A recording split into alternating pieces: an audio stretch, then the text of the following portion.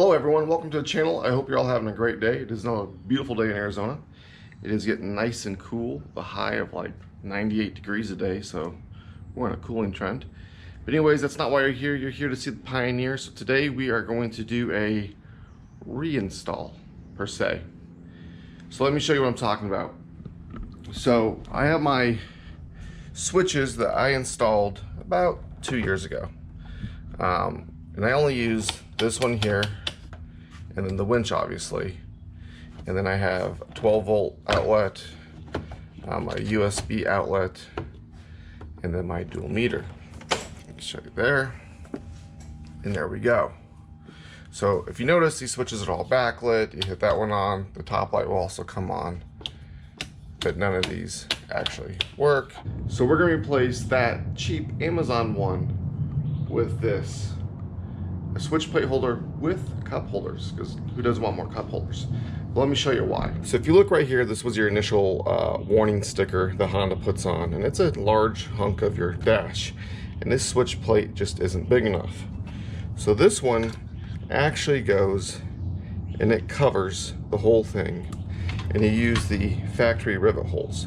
So what I'm gonna do is I'm gonna pull this out, undo this, clean up my wiring, and then we will install this one for a nice clean look with a couple more cup holders. So while I'm doing this, I'm gonna do a couple of more things. I have the hood off, as you can see, and I have the air filter pre-cleaner off, the upgrade that came out, I think in 2017. It's over here on the table. But let me show you how this all works.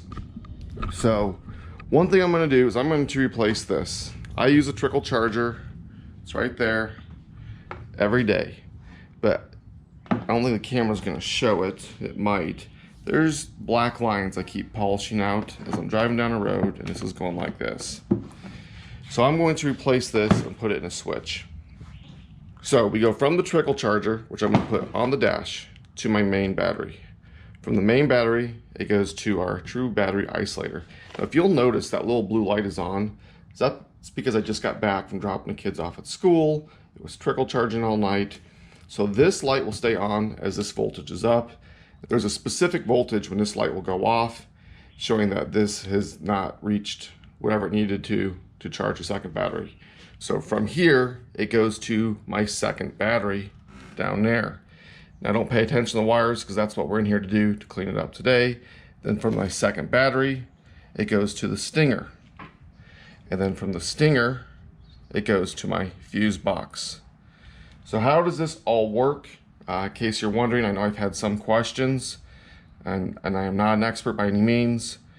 The main battery, when it gets to a certain charging point, it will go through my isolator, charge the second battery. The second battery goes to the stinger, and the stinger goes to the fuse box. Now, what I've done, if you've noticed, I have this here, is I have a jumper fuse that basically goes over here to my stinger. And all this stinger is a giant relay. Call a solenoid, call a relay, call it whatever you want. It's a giant relay. So when the key is on, it activates down here to activate a magnet in here to give me power here. When the key is off, it deactivates. The extra wire you see on my stinger goes to my winch solenoid, which again is a giant relay. It just goes, it's a two-way to reverse forward and reverse your winch. So that's kind of how your dual battery setup is set up. These two wires right here, I cheat. This is my factory battery wire for my voltage gauge, and this is my secondary battery wire for the voltage gauge. So some people will say take this wire and really go over to your stinger or your fuse box up here. I'm just lazy. I put it right here. It has this nice little cover that'll get redone. So first thing I'm going to do on this install is I'm going to remove the old switch panel and switches. Now I'm not going to go into how I have these switches wired, because to be honest, it kind of confuses me, and I have to go back, I have to look at the schematics and do it. I have not decided if I'm going to use these old switches here. The reason being is those ones are backlit when there's keyed on, and then the top lights up when I'm using them, or if I'm going to use the switches that came with my panel, which is just turned on when it's powered on. These are a 4-pole, where those ones are 5-pole. And there's so many different ways you can wire up switches where you can turn on the backlighting when you have your headlights on, or they can always be on, or you can have a separate switch to turn them on. That's hours and hours of videos, and I'm just not the guy for that. So I'm gonna get these ones off. I'll get these ones on, and I will get them wired up. I'll show you how I do that. And for those of you wondering, I do use relays right here, but I only actually have 2 relays in here because I only have 2 extra lights, and one of them is for the light bar, and one of them is actually for the dual battery setup right here, and that's so I can get the voltages, and that's this one right here. I have them zip tied up.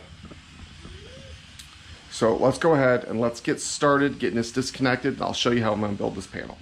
The switch panel's out. Let me show you what it looks like. So this goes to the dual battery setup, my ground for it, and then the 2 batteries. This right here is the light bar. I bought a pre-made harness with a relay built in.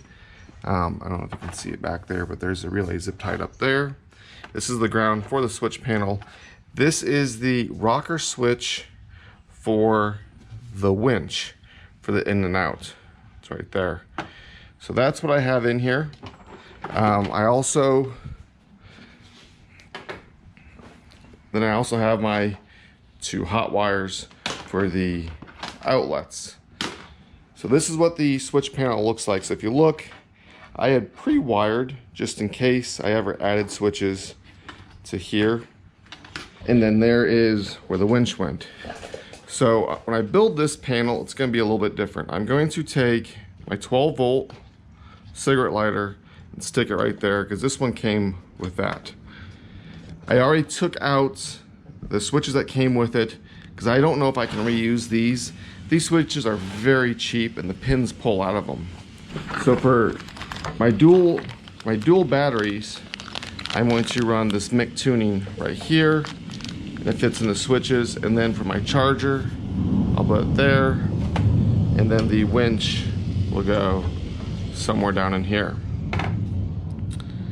So that's how I'm going to set this up.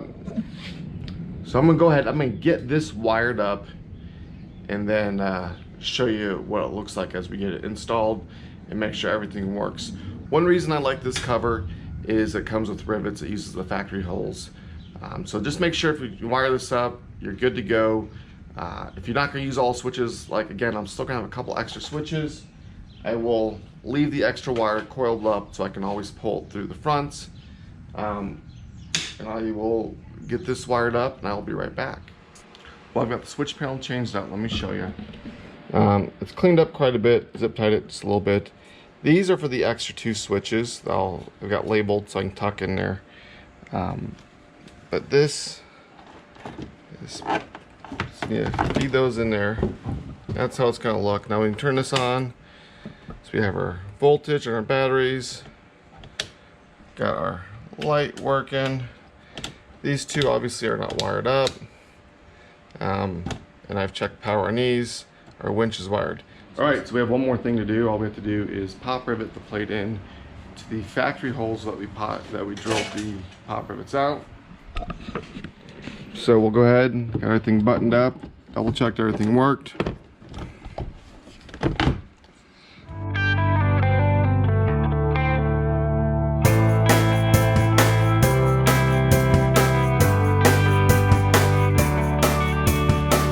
So the install is complete. I think it looks pretty good. I'll show you before and an after. If I were to do it all over again, I'd probably get that mounts in the beginning. I didn't know about it. I was naive. I would have wired everything better the first time and taken my time. I also have 2 extra switches on this panel. To be honest, if I would have known I was going to install the turn signal kits, I would have just put the turn signal stuff in this panel. I left this side specifically blank. It is for a RAM mounts, so if I ever decide to put a mount there for my iPad, a GPS, a cell phone holder, something, it is there. There's a plethora of these different panels.